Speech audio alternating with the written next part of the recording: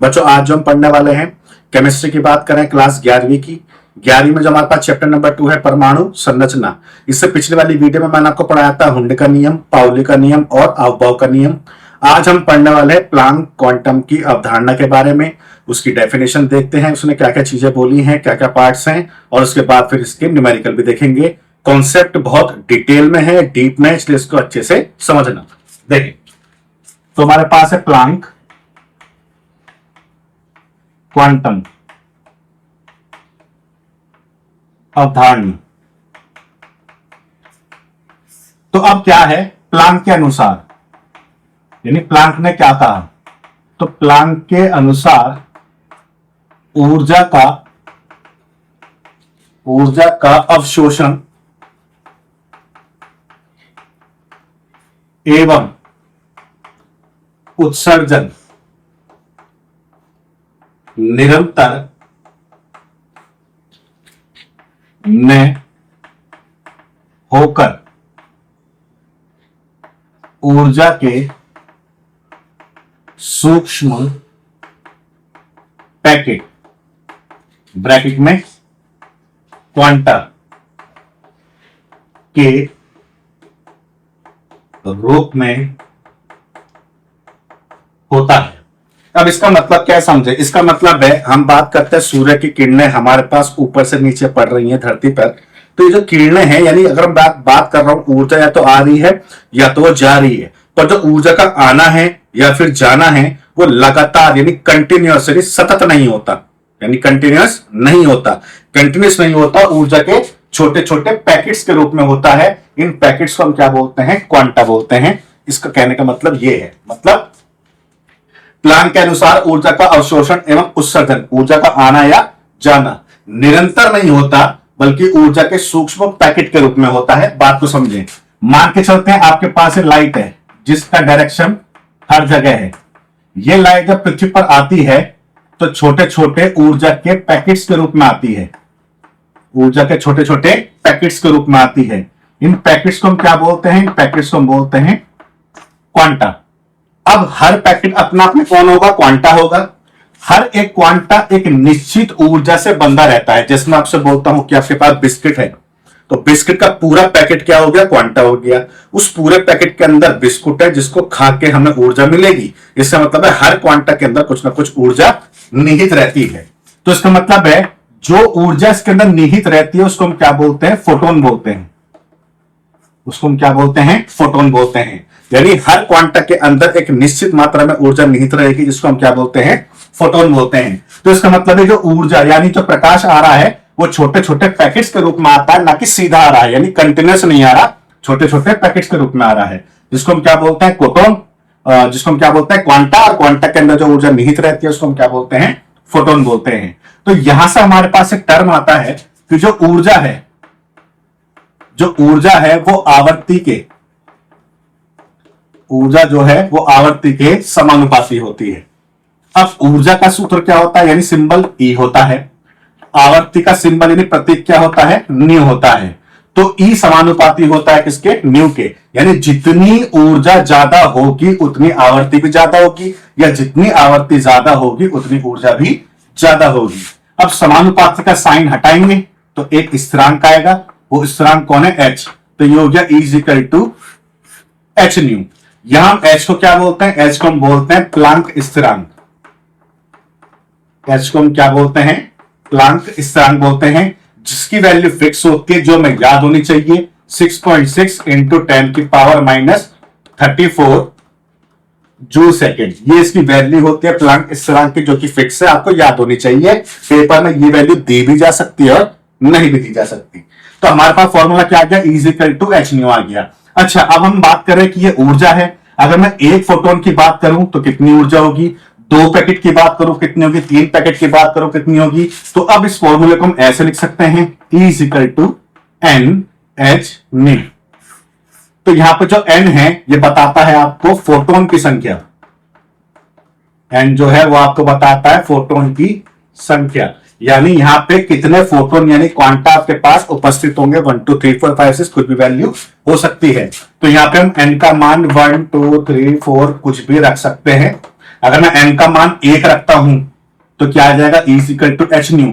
इसका मतलब ये जो ऊर्जा है E is equal to H nu, ये एक फोटोन की ऊर्जा है, इस चीज को ध्यान रखेंगे, ठीक है। यानी ये एक पैकेट की जो भी ऊर्जा होगी वो किसके बराबर होगी, E is equal to H nu के बराबर होगी। और हमें बहुत सारे फोटोन की ऊर्जा निकालनी है, तब हम इस वाले फॉर्मूले को यूज करेंगे, E is equal to N H nu. तो आई होप ये जो प्लैंक क्वांटम अवधारणा है ये आपको समझ में आई होगी। अब हम बात कर लेते हैं कि जो तरंग है उसके गुण क्या होते हैं, और इस फॉर्मूले को फिर हम वहां पे भी यूज करके देखेंगे, ठीक है।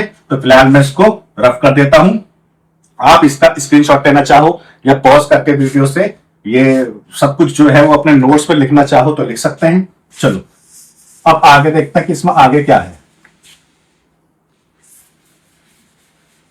तो सबसे पहले हम बात करते हैं कि हमारे पास तरंग है। ये जो फॉर्मूला हमने लिखा है E is equal to H nu, ये हम फिर भी यानी अभी हम यूज करने वाले हैं, इस चीज को ध्यान रखना, जो फॉर्मूला आपके पास आया है। अच्छा, हम तरंग की बात कर रहे हैं तो मान लेते हैं कि तरंग इस डायरेक्शन में वेव यानी घूम रही है, मतलब तरंग का जो डायरेक्शन है चलने का वो मान लेता है कि इस तरफ चल रही है, तो तरंग आपके पास हो गई ये, ऐसा मान लेते हैं, ठीक है। अच्छा अब देखें, सबसे पहले हम बात करते हैं तरंग धैर्य की। तरंग धैर्य की इसको हम शो करते हैं लैम्डा से, यानी तरंग धैर्य जो होता है उसका जो प्रतीक होता है वो क्या होता है, लैम्डा होता है। अब लैम्डा बताता क्या, देखें, इसको हम बोलते हैं शीर्ष, इसको हम क्या बोलते हैं, शीर्ष, इसको हम क्या बोलते हैं, गर्त। शीर्ष को हम ये भी बोल सकते हैं चोटी, और इसको हम बोल सकते हैं गहराई। तो दो शीर्ष या फिर दो गर्त के बीच की जो दूरी है इसको हम बोलते हैं तरंग धैर्य, इसको हम क्या बोलते हैं, तरंग धैर्य। यानी दो शीर्षों या दो गर्तों के बीच की दूरी को हम क्या बोलते हैं, तरंग धैर्य बोलते हैं। इस चीज को ध्यान रखेंगे। बात करते हैं किस चीज की, मात्रक की। तो इसका मात्रक जो है आपके पास या तो मीटर या सेंटीमीटर या एंगस्ट्रोम या नैनोमीटर हो सकता है। इस चीज का ध्यान रखेंगे, जब न्यूमेरिकल करेंगे वहां अगर आपको एंगस्ट्रोम या नैनोमीटर दिया हुआ है तो इसको आपको चेंज करना पड़ेगा, या तो मीटर में या तो सेंटीमीटर में, डिपेंड करता है न्यूमेरिकल में मात्रक मीटर में चल रहा है या सेंटीमीटर में चल रहा है। इस चीज को ध्यान रखेंगे। तो ये ध्यान रखना कि 1 एंगस्ट्रोम इज इक्वल टू होता है 10 की पावर माइनस 10 मीटर, और 1 नैनोमीटर होता है 10 की पावर माइनस 9 मीटर। इस चीज को ध्यान रखेंगे।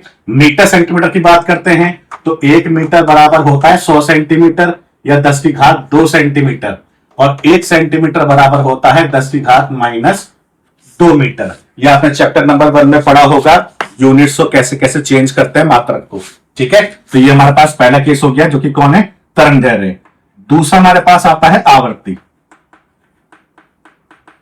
आवर्ती को हम शो करते हैं न्यू से। अच्छा, इस चीज का ध्यान रखना कि मैं डेफिनेशन लिख नहीं रहा हूं, सिर्फ बोल रहा हूं मुंह से। तो आप अगर कॉपी में लिखना चाहते हो तो जो मैं बोल रहा हूं उससे लिख सकते हैं, क्योंकि यहां जो हम पढ़ रहे हैं वो बिल्कुल शॉर्ट मेथड पढ़ रहे हैं, ताकि आपको याद करने में कोई भी आसानी, मतलब कोई भी दिक्कत ना आए और इजीली आपको याद हो जाए। देखिए, आवर्ती क्या बताती है, ये बताती है 1 सेकंड में तरंगों की संख्या। 1 सेकंड में तरंगों की संख्या, मतलब कोई भी गिवन पॉइंट, यानी कोई भी मुझे पॉइंट दिया गया, बिंदु दिया गया है, उस 1 सेकंड में कितनी तरंग पास हो गई हैं, उन तरंगों की संख्या को हम क्या बोलते हैं, आवर्ती बोलते हैं। यहां पर मेन जो पार्ट है जो आपको याद करना है वो क्या है, 1 सेकंड, यानी 1 सेकंड में तरंगों की संख्या कितनी है उसको हम क्या बोलते हैं, आवर्ती। तो इस चीज को ध्यान रखेंगे। बात करते हैं, ये तो हो गई इसकी डेफिनेशन। बहुत इजी वे में लेके चल रहे हैं, बहुत शॉर्ट वे में लेके चल रहे हैं, पॉइंट टू पॉइंट बातें कर रहे हैं ताकि आपको कोई प्रॉब्लम ना आए और याद करने में आसानी रहे, ठीक है। तो 1 सेकंड में तरंगों की संख्या जो भी होगी उसको हम क्या बोलेंगे, आवर्ती बोलेंगे। बात करते हैं इसके मात्रक की।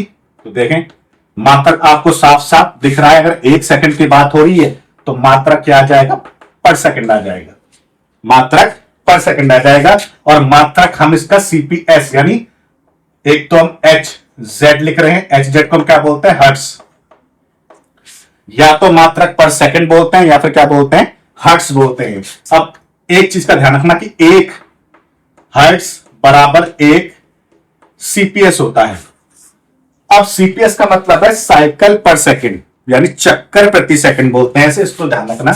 यानी अगर बात करता हूं आवर्ती के मात्रक की, तो मैं पर सेकंड में बोल सकता हूं, मैं हर्ट्ज में बोल सकता हूं, और मैं सीपीएस यानी चक्कर प्रति सेकंड या साइकिल प्रति सेकंड भी बोल सकता हूं। इस चीज को ध्यान रखना। चलें, अब हमारे पास आता तीसरा। तीसरा आपके पास है तरंग संख्या। तरंग संख्या, और तरंग संख्या को हम शो करते हैं न्यू बार से। ठीक है, तरंग संख्या को हम शो करते हैं न्यू बार से। अब न्यू बार का मतलब क्या है, बात को समझें। जिस तरीके से हमने शॉर्ट ट्रिक यहां पढ़ी है, सेम इसके लिए हम पढ़ेंगे कि 1 सेंटीमीटर जो भी लंबाई आपके पास होगी 1 सेंटीमीटर की, तो 1 सेंटीमीटर लंबाई में तरंगों की संख्या कितनी होगी, तरंगों की संख्या कितनी होगी, उसको हम क्या बोलते हैं, तरंग संख्या बोलते हैं। इस चीज को ध्यान रखेंगे। हम जो सारे पॉइंट यहां पे क्लियर करके चल रहे हैं, पॉइंट टू पॉइंट में लिख रहा हूं, तो इस चीज को ध्यान रखना। जब भी हम बात करते हैं तरंग संख्या की, तो इसका मतलब क्या है, 1 सेंटीमीटर लंबाई में तरंगों की संख्या कितनी होगी, उसको हम क्या बोलते हैं, तरंग संख्या बोलते हैं। या डेफिनेशन इसकी दूसरी भी है, तरंग संख्या इज इक्वल टू होता है 1 अपॉन लैम्डा। तरंग संख्या इज इक्वल टू क्या होता है, 1 अपॉन लैम्डा। इसका मतलब है ये दोनों एक दूसरे के उल्टे हैं। इसका मतलब है तरंग धैर्य जितनी ज्यादा होगी उतनी तरंग संख्या कम होगी। तरंग धैर्य अगर कम है तो ये ज्यादा है, ये ज्यादा है तो ये कम है। इसको हम क्या बोलते हैं, व्युत्क्रमानुपाती। इसका मतलब है तरंग संख्या का मान अगर ज्यादा होगा, मतलब अगर तरंग धैर्य का मान ज्यादा होगा तो तरंग संख्या का मान कम होगा। अगर इसका मान जो है ज्यादा होगा तो इसका कम है, और इसका कम है तो इसका ज्यादा है। एक बार चेक करके देख लेते हैं ताकि आपको समझ में आ जाए। देखें, जैसे मान लेते हैं मैंने एक फिक्स पॉइंट लिया ये, ठीक है, मान लेते हैं तरंग यहां पे ये है, ऐसे मान लेते हैं, और एक तरंग मान लेते हैं ये है, ऐसे है। इन दोनों में ध्यान से देखें तो यहां पे तरंग धैर्य लैम्डा, लैम्डा का मतलब क्या था, दो शीर्ष या दो गर्तों के बीच की दूरी, उसे हम क्या कहते हैं, लैम्डा कहते हैं। तो यहां अगर आप लैम्डा देखो तो क्या लैम्डा छोटा है, जबकि यहां लैम्डा देखें तो यहां लैम्डा बड़ा है। इसका मतलब यहां पे तरंग धैर्य कम है, परंतु तरंग की संख्या तो बहुत सारी आ रही है। इसका मतलब तरंग धैर्य कम है परंतु तरंग संख्या ज्यादा है। तो तरंग धैर्य कम होगा तो तरंग संख्या ज्यादा होगी।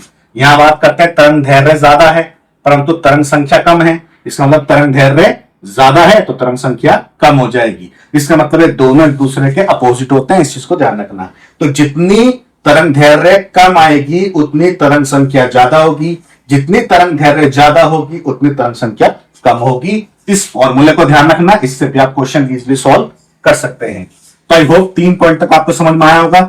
चौथा आपके पास आता है आयाम। आयाम को हम शो करते हैं ए से। अब ये जो आयाम है ये बेसिकली बताता क्या है कि जो आपके पास एक तरंग है इसकी चोटी कितनी है, यानी कितनी ऊपर है या कितनी नीचे है। तो इस हाइट को हम क्या बोलते हैं, आयाम यानी ए बोलते हैं। इस हाइट को हम क्या बोलते हैं, ए बोलते हैं। तो आई होप ये 4 पार्ट फिलहाल आपको भी समझ में आए होंगे। मैं इसको रफ कर रहा हूं, अगर आप नोट करना चाहते हो तो उसको नोट कर सकते हो वीडियो को पॉज करके। ठीक है, चलें अब हम आगे बढ़ते हैं कि इसमें आगे और क्या क्या है।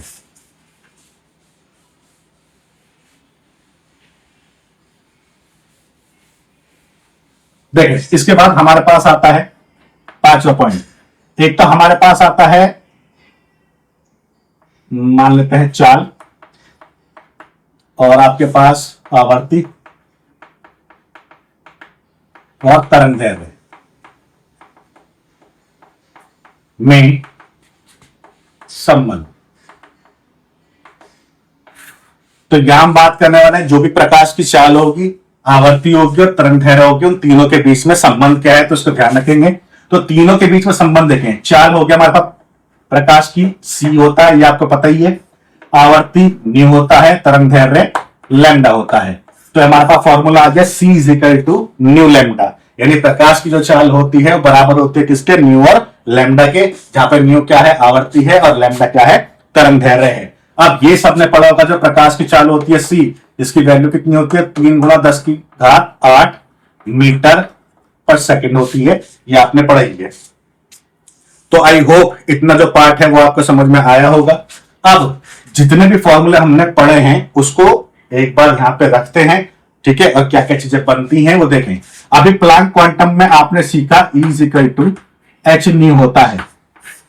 यानी एक फोटोन की ऊर्जा की अगर हम बात कर रहे हैं तो क्या होती है, E equal to H nu होती है। अब देखें यहां, मान लेते हैं आपसे न्यूमेरिकल में पूछा गया कि भाई आवर्ती किसी तरंग की इतनी है तो ऊर्जा क्या होगी, तो आवर्ती का मान आप यहां पर रखोगे, एच का मान आपको पता है 6.6 इंटू 10⁻⁻34 होता है, वो यहां रखोगे, गुणा कर दोगे, ई आ जाएगा, कोई दिक्कत नहीं आएगी। पर मान लो अगर न्यूमेरिकल में आवर्ती का मान दिया हुआ नहीं है और आपसे बोला जाए किसी तरंग के लिए तरंग धैर्य का मान इतना है तो ऊर्जा क्या होगी, तो इसको फिर मुझे न्यू को तरंग धैर्य में चेंज करना पड़ेगा। कैसे चेंज हम करेंगे, देखें फॉर्मूला आपके सामने है, C equal to nu lambda. अगर मैं यहां से न्यू का मान निकालना चाहता हूं तो लैम्डा बटे में आ जाएगा, तो nu equal to C upon lambda हो जाएगा। अब इस न्यू का मान अगर मैं यहां रख दूं तो फॉर्मूला क्या बन जाएगा, E इक्वल टू एच और न्यू की जगह क्या आ जाएगा, C अपॉन लैम्डा आ जाएगा। तो इस तरीके से एक फॉर्मूला आपका ये बन जाएगा। तो तरंग धैर्य की वैल्यू हम यहां पर रखेंगे, C की वैल्यू हमें पता है ही, H की वैल्यू हमें पता है, तो इन दोनों की वैल्यू पता है, तरंग धैर्य की वैल्यू जो भी दी होगी वो यहां रख देंगे, तो यहां से ऊर्जा यानी E का मान आ जाएगा। अच्छा, अब इस फॉर्मूले को मैं ऐसे भी लिख सकता हूं, E equal to H C, और इसको मैं लिख सकता हूं 1 अपॉन लैम्डा, इसको मैं ऐसे भी लिख सकता हूं।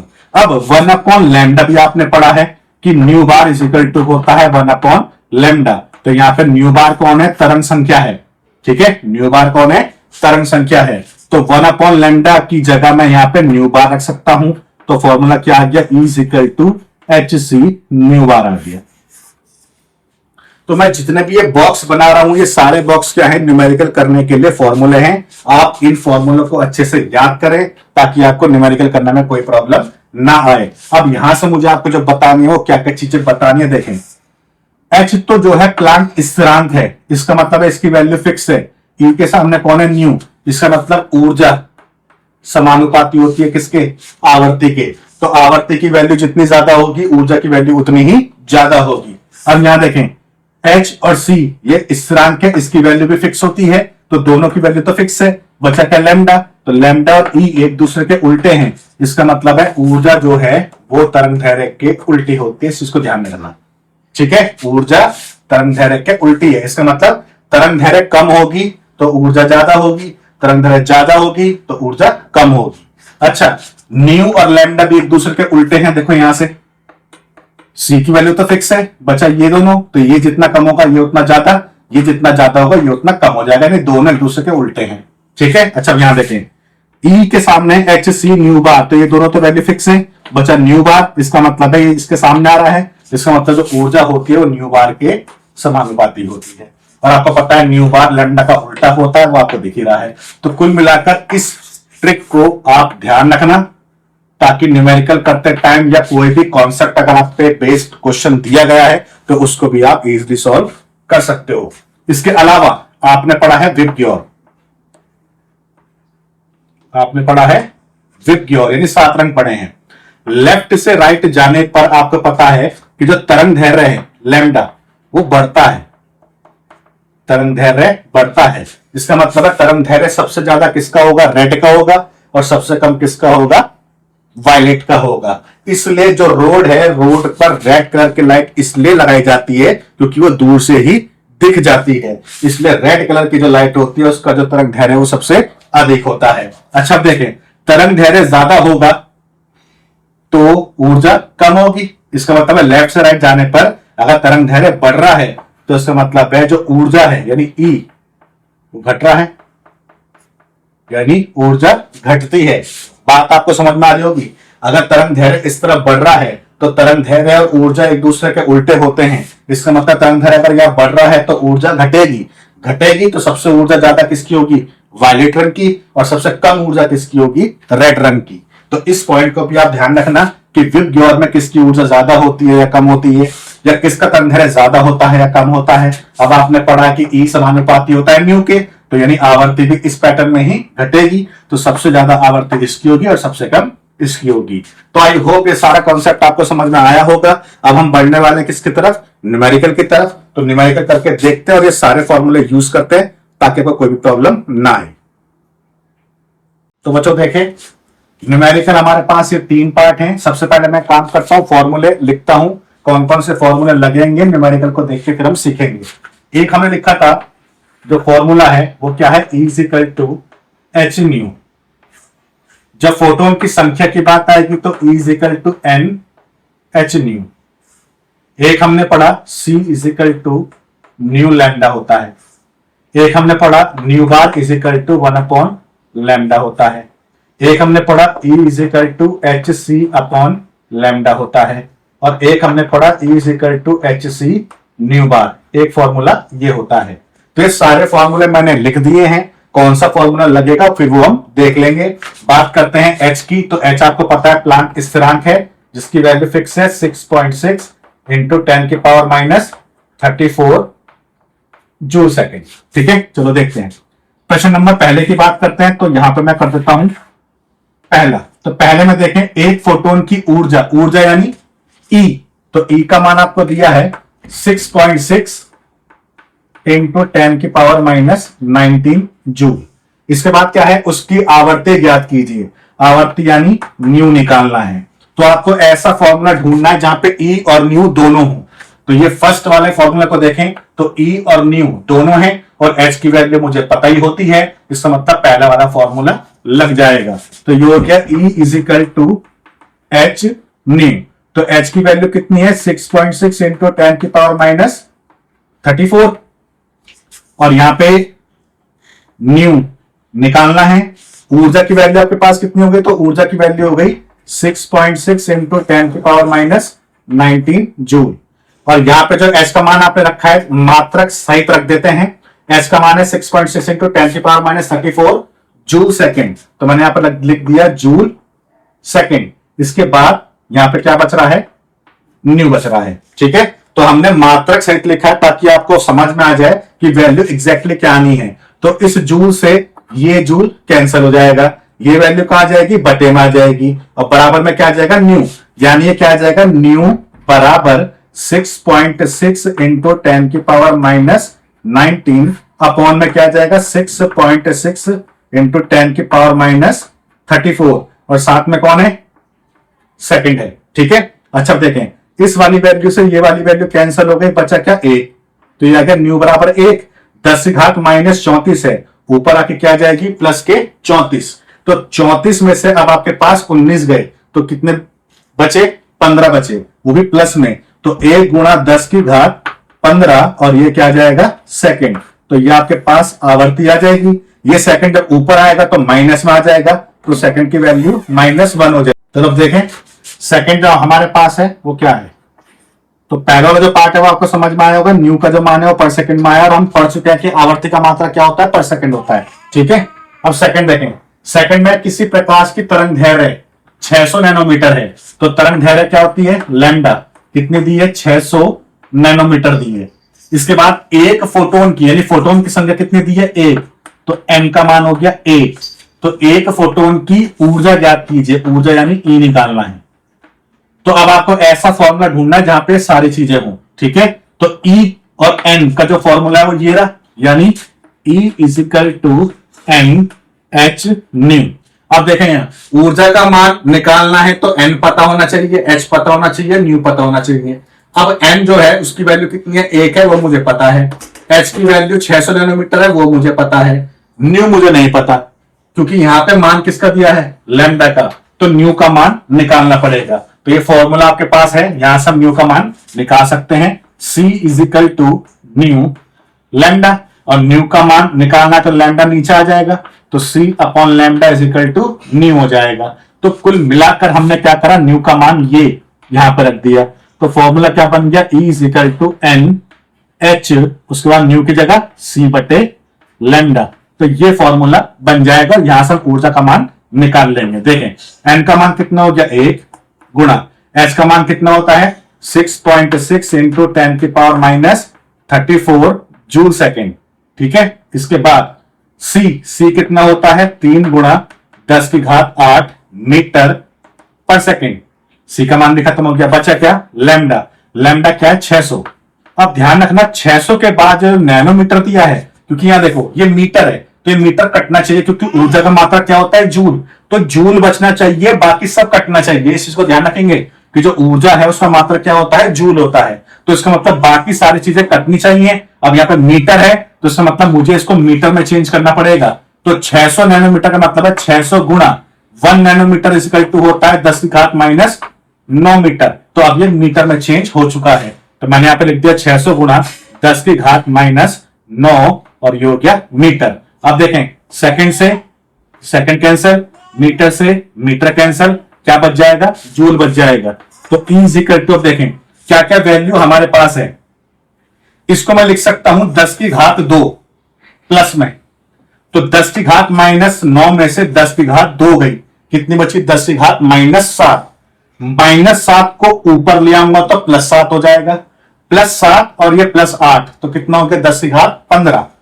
यहां बचा है 10 की घात माइनस 34, तो ये हो गया 10 की घात माइनस 34 और बच गया 10 की घात 15 प्लस में, और क्या बची वैल्यू 6.6 ऊपर बच रहा है, गुणा ये तो 1 हो गया, क्या बच रहा है 3 बच रहा है, और बटे में क्या बच गया नीचे 6 बच गया। ठीक है, तो आई होप इतना पार्ट आपको समझ में आया होगा। और बाकी ये जूल हो गया। अच्छा 6 से हमने इसको काट दिया तो ये हो गया 6 कम 6 और 6 कम 6 1.1 हो गया, गुणा कर देंगे तो 3.3 गुणा 10 की घात, अब 34 में से 15 गए, कितने बचे, तो ये बचे 15 4 19, यानी 10 की घात माइनस 19 और ये बच गया जूल। तो ऊर्जा का मान आपके पास ये आ जाएगा। तो आई होप ये सेकंड वाला पार्ट भी आपको समझ में आया होगा। अब बचता है थर्ड वाला पार्ट, किसी फोटोन की आवृत्ति इतनी है 6 × 10⁻14, ये हर्ट्ज लिखा है, हर्ट्ज का मतलब पर सेकंड भी होता है, ध्यान रखना। उसकी ऊर्जा ज्ञात कीजिए। तो ये वाला क्वेश्चन आप खुद करेंगे और मुझे बताएंगे कि इसकी वैल्यू कितनी आ रही है। तो अब देखें डी ब्रोगली तरंग दैर्ध्य किसे बोलते हैं, यानी हम पढ़ने वाले हैं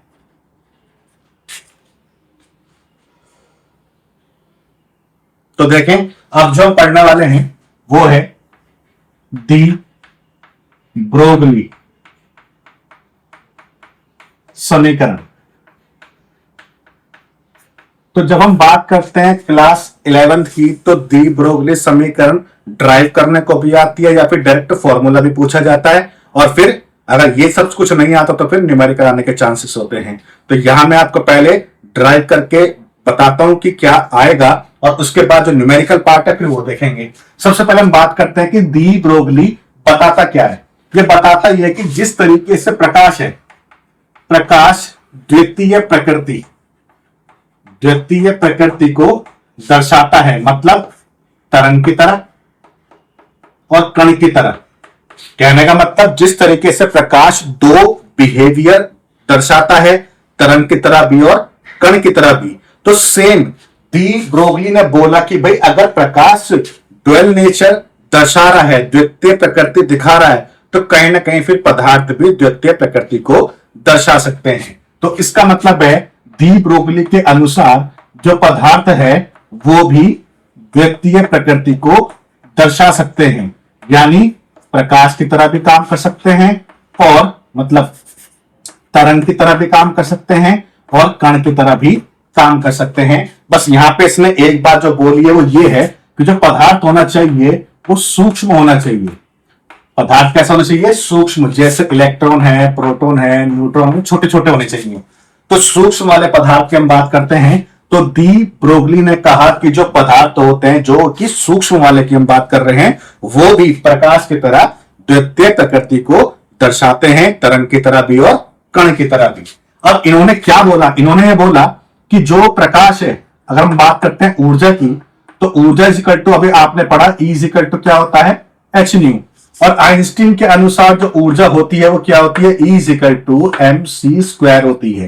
ये दोनों टाइप की ऊर्जा आपने पढ़ी होगी, E is equal to H nu जो हमने आज पढ़ा, और एक हमारे पास E is equal to M C square जो कि आइंस्टीन ने दी थी।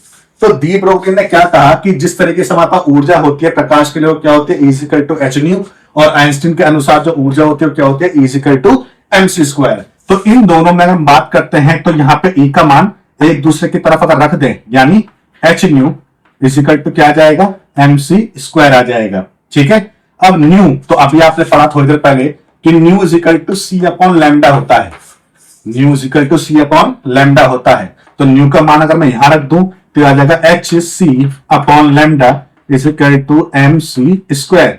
तो अब हुआ क्या, एक सी से एक सी कैंसिल हो गया, तो ये क्या बच गया, ये बच गया एच, मैं यहां पर कर रहा हूं, ये बच गया H upon lambda is equal to M और सी बच गया। ठीक है, अब हमने क्या करा, ये एम और सी को मैं इस साइड लेके आ रहा हूं, लैम्डा को इस साइड लेके आ जाता हूं, तो H upon M C is equal to lambda. अब ये जो हमारे पास सी है, ठीक है, ये जो हमारे पास सी है, मैं इसको अगर रिप्लेस कर दूं, यानी अगर मैं सी की बात करता हूं तो सी क्या है, प्रकाश की चाल है। सी क्या है, प्रकाश की चाल है। अब क्योंकि हम प्रकाश के बारे में थोड़ी पढ़ रहे हैं, हम पढ़ रहे हैं किसके बारे में, पदार्थ के बारे में, तो इस फॉर्मूले में सी को मैं रिप्लेस कर रहा हूं किससे, वी से। तो यहां पे वी क्या आ जाएगा, वी पदार्थ की चाल आ जाएगी, पदार्थ की चाल या पदार्थ का वेग आ जाएगा। तो मैं यहां पे एम सी की जगह एच अपॉन एम वी लिख लूंगा, तो ये होगा lambda is equal to H upon M V. अब आपने पढ़ा होगा कि जो एम वी होता है ये किसके बराबर होता है, पी के। पी को हम क्या बोलते हैं, संवेग बोलते हैं, पी को हम क्या बोलते हैं, संवेग। तो एम वी की जगह मैं यहां पे पी रख सकता हूं, तो ये हो गया H upon P is equal to lambda. तो फॉर्मूला हो गया lambda is equal to H upon P. तो आई होप ये पार्ट आपको समझ में आया होगा।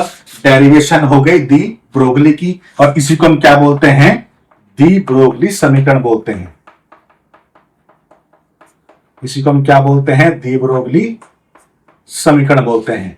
तो आई होप ये सारा पार्ट आपको समझ में आ रहा हो कि दी ब्रोगली ने क्या कहा, किस वजह से कहा। जिस तरीके से प्रकाश की द्वितीय प्रकृति होती है, सेम ऐसी पदार्थ की भी होती है, और पदार्थ की द्वितीय प्रकृति को समझाने के लिए दी ब्रोगली ने एक समीकरण प्रतिपादित किया, जिसे हम क्या बोलते हैं, दी ब्रोगली समीकरण, जो कि क्या होता है, lambda is equal to H upon M V या lambda is equal to H upon P होता है। अच्छा अब देखें, यहां पे जो एम है, ये एम का मतलब है भार, पदार्थ का भार। अब बात को समझिए, पदार्थ का भार अगर ज्यादा होगा तो लैम्डा कम होगा, दोनों एक दूसरे के उल्टे हैं। पदार्थ का भार अगर ज्यादा होगा तो लैम्डा कम होगा। इसका मतलब है इसका मान अगर कम है तो इसका मान ज्यादा है, इसका मान ज्यादा है तो इसका मान कम है। अब एक बात को समझते रहना, यहां पे आ जाओ, पदार्थ कैसा है, सूक्ष्म, सूक्ष्म यानी छोटा, छोटा है तो वजन कैसा होगा, कम होगा, वजन कम होगा यानी भार कम होगा, भार कम होगा तो तरंगदैर्घ्य ज्यादा होगी, यानी यहां पे ये कण की तरह भी काम कर लेगा, तरंग धैर्य की तरह यानी तरंग की तरह भी काम कर लेगा। परंतु अगर मैं यहां पे बात करता हूं, अगर मैं पदार्थ सूक्ष्म नहीं लेता, पदार्थ भारी ले लूं, तो वजन ज्यादा होगा, वजन ज्यादा होगा यानी भार ज्यादा होगा, भार ज्यादा होगा तो तरंग धैर्य का मान कम होगा। इसका मतलब है अगर बहुत ज्यादा भार हम यहां पे ले आएंगे तो तरंग धैर्य का मान इतना कम हो जाएगा कि उस तरंग धैर्य के मान को हम निकाल नहीं पाएंगे। तो उस केस में फिर तरंग वाला गुण तो गया, बचा क्या, सिर्फ और सिर्फ कण वाला गुण। इसका मतलब है पदार्थ सिर्फ एक ही काम करेगा। इसलिए मैंने बोला कि पदार्थ आपको कौन सा लेना है, सूक्ष्म लेना है, ताकि पदार्थ का भार भी रहे और इसमें तरंग भी रहे, यानी दोनों गुण रहे। तो इसलिए हम यहाँ पे पदार्थ जो है वो सूक्ष्म रूप में लेते हैं। तो आई होप ये सारा पार्ट आपको समझ में आया होगा। अब हम बात करते हैं किस चीज की, न्यूमेरिकल की। तो बच्चों देखें, न्यूमेरिकल हमारे पास जो पहला है वो क्या है, एक कण का संवेग, संवेग यानी पी। तो पी का मान दिया है 6.6 इंटू 10 की पावर माइनस 24 किलोग्राम मीटर पर सेकेंड। उसकी दी ब्रोगली तरंगदैर्घ्य ज्ञात कीजिए। तो तरंगदैर्घ्य यानी लैम्डा आपको ज्ञात करना है। तो अभी आपने पढ़ा कि लैम्डा और पी के बीच में संबंध क्या है, lambda is equal to H upon P, ये संबंध है। अब एच की बात करते हैं, तो एच क्या था, प्लांक स्थिरांक, जिसका मान कितना था 6.6 इंटू 10 की पावर माइनस 34 जूल सेकेंड था। अब यहां देखें, यहां पे जो पी का मान दिया है यानी संवेग का, वो किलोग्राम मीटर पर सेकंड में है, और यहां पे हमारे पास जो मात्रक है वो जूल और सेकंड में है। तो इसका मतलब है मुझे जूल के मान को चेंज करना पड़ेगा। तो ध्यान रखेंगे कि 1 जूल बराबर होता है किलोग्राम मीटर स्क्वायर पर सेकंड स्क्वायर। तो इस तरीके से मैं जूल को किलोग्राम मीटर स्क्वायर पर सेकंड स्क्वायर में चेंज कर सकता हूं। तो अब आपके पास ये तो फॉर्मूला है, यहां से हो गया lambda is equal to H का मान कितना हो गया 6.6 इंटू 10 की power minus 34।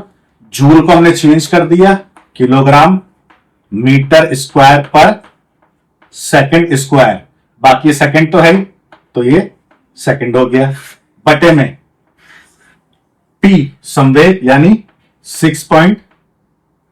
6 into 10⁻24 kilogram metre पर सेकंड हो गया। अच्छा, अब ध्यान रखना कि यहां पे ये बटे में है, ठीक है, ये क्या है, बटे में सेकंड का स्क्वायर है, इसको ध्यान रखेंगे। और ये भी क्या आ जाएगा, बटे में आ जाएगा। तो ये सेकंड से ये सेकंड और ये वाला सेकंड से नीचे वाला सेकंड कैंसिल हो जाएगा, यानी एक सेकंड यानी इन 2 सेकंड से ये 2 सेकंड कैंसिल हो गए, किलोग्राम से किलोग्राम चेंज मतलब कैंसिल हो गया, मीटर से 1 मीटर कैंसिल हो गया, बच गया 1 मीटर। अब वैल्यू की बात करते हैं, तो इससे ये कट हो गया, 10⁻−24 है, ऊपर है 10⁻−34, तो -24 को जब ऊपर लेके जाएंगे तो 10 प्लस में 24 आएगी, तो 34 में से 24 गए, 10⁻−10 बच जाएगा। तो इसका मतलब आंसर हो गया 1 × 10⁻−10 मीटर।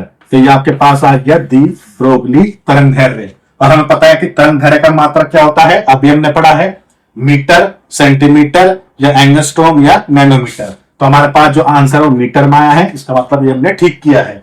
अच्छा, अब हम बात करते हैं प्रश्न नंबर 2 की।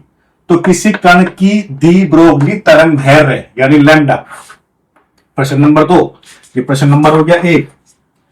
तो हमारे पास दी ब्रोगली तरंगदैर्घ्य यानी लैम्डा कितनी दी है वैल्यू, 2 × 10⁻−10 मीटर दी है। उसका संवेग ज्ञात कीजिए, संवेग यानी P का मान हमें निकालना है, ठीक है। अच्छा देखें, अगर हम बात करते हैं तो सूत्र आपके पास है ही, लैम्डा = h/p। अब h का मान आपको पता है कितना होता है, 6.6 × 10⁻34 जूल सेकेंड। या जो P है, तो P अभी आपने थोड़ी देर पहले पढ़ा, P = होता है mv। P = mv यानी यहां पे भार दिया है और स्पीड यानी गति यानी वेग दिया है। और हमें पता है कि यहाँ पे भार और वेग है, तो आप देख सकते हो कि जो संवेग है इसका मात्रक क्या होता है, किलोग्राम मीटर पर सेकंड होता है। इसका मतलब है यहां पे अगर मैं संवेग की वैल्यू निकालूंगा तो इसमें आनी चाहिए। इसका मतलब है यहां भी मुझे इस h के मान को चेंज करना पड़ेगा, तभी जाके फिर हमारे पास जो संवेग है वो इस फॉर्मेट में आएगा, ठीक है। चलो देखें, तो संवेग का मान अगर निकालना है तो इसको मैं इस साइड ले आया, =h, बटे में कौन आ जाएगा, लैम्डा आ जाएगा। तो h का मान फिक्स होता है 6.6 × 10⁻34 और जूल को मैंने चेंज कर दिया किलोग्राम मीटर स्क्वायर पर सेकंड स्क्वायर अपॉन, अच्छा अभी 1 सेकंड और बाकी है, तो ये 1 और सेकंड हो गया। अब बटे में क्या है, लैम्डा, तो लैम्डा का मान कितना दिया है, 2 × 10⁻−10 मीटर। तब होगा क्या, अच्छा लैम्डा का मान इसमें है, ठीक है, तो वो 1 मीटर से 1 मीटर कैंसिल हो गया, मैं इसको यहां कर रहा हूं P = ऊपर बचा 1 मीटर से 1 मीटर कैंसिल है तो मीटर, आगे केजी भी बाकी है, और 1 सेकंड से 1 सेकंड कैंसिल हो गया तो 1 सेकंड बच गया। तो जो मात्रक है वो किलोग्राम मीटर पर सेकंड में आ गया। अब बात करते हैं, 2 से मैंने इसको काट दिया तो 2 × 6 हो गया, मैं इसको थोड़ा आगे लिख देता हूं, किलोग्राम मीटर पर सेकंड। 2 से इसको काटते हैं तो 2 × 6 और 2 × 6। अब इसके बाद क्या होगा, 10⁻−10 ऊपर आके प्लस के 10 हो जाएगी, तो 34 में से 10 गए 24, तो गुणा 10⁻−24, तो ये आपके पास संवेग की वैल्यू आ जाएगी। तो आई होप ये पार्ट आपको समझ में आया होगा। दी ब्रोगली समीकरण जो हमने पढ़ी, तरंग के बारे में हमने पढ़ा, प्लांक क्वांटम अवधारणा हमने पढ़ी, न्यूमेरिकल वाले पार्ट भी हमने देख लिए हैं। तो आई होप ये वीडियो आपको अच्छी लगी होगी। तो इस टाइप की वीडियो देखने के लिए आप हमारे चैनल को देखते रहिए। मिलते हैं नेक्स्ट वीडियो में।